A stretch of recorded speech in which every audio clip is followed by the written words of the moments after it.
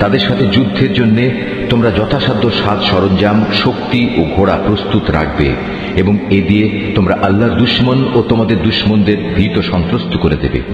এছাড়াও কিছু লোক আছে যাদের পরিচয় তোমরা জানো না, শুধু আল্লাহ তাআলাই তাদের চেনেন। আল্লাহ তাআলার পথে তোমরা যা কিছুই ব্যয় করবে তার পুরোপুরি প্রতিদান তোমাদের পরকালে আদায় করে দেয়া হবে এবং তোমাদের উপর বিন্দু মাত্র জুলুম করা হবে না। হে মুহাম্মদ, তারা যদি সন্ধির প্রতি আগ্রহ দেখায় তাহলে তুমিও সন্ধির দিকে ঝুঁকে যাবে এবং সর্বদা আল্লাহর উপরই ভরসা করবে। অবশ্যই আল্লাহ তাআলা সব কিছু শোনেন, সব কিছু দেখেন।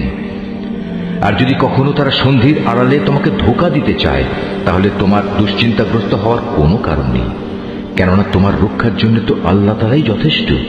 তিনি তাঁর সরাসরি সাহায্য ও একদল মোমেন দ্বারা তোমাকে শক্তি জুগিয়েছেন।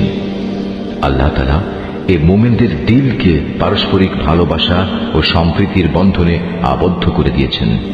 অথচ তুমি যদি দুনিয়ার যাবতীয় সম্পদ ও এর পেছনে ব্যয় করতে, তবু তুমি এই মানুষদের দিলকে ভালোবাসার বন্ধনে আবদ্ধ করতে পারতে না। কিন্তু আল্লাহ তাআলা এদের মাঝে প্রীতি স্থাপন করে দিয়েছেন। অবশ্যই তিনি পরাক্রমশালী ও বিজ্ঞ কুশলী। হে নবী, তোমার জন্য এবং তোমার অনুবর্তনকারী মোমেনদের জন্য তো আল্লাহ তাআলাই যথেষ্ট। হে নবী, তুমি মোমেনদের যুদ্ধের জন্য উদ্বুদ্ধ করো। মনে রেখো, তোমাদের মধ্যে 20 জন লোকও যদি ধৈর্যশীল হতে পারে তাহলে তারা 200 লোকের উপর বিজয়ী হবে। আবার তোমাদের মাঝে এমন লোকের সংখ্যা যদি 100 হয় তাহলে তারা 1000 লোকের উপর জয়লাভ করবে। এর কারণ হচ্ছে তারা এমন জাতি যারা আল্লাহর শক্তি সম্পর্কে কিছুই বুঝে না। এই নিশ্চয়তা দ্বারা এখন আল্লাহ তাআলা তোমাদের উপর থেকে উদ্বেগ ও দুশ্চিন্তার বোঝা হালকা করে দিয়েছেন।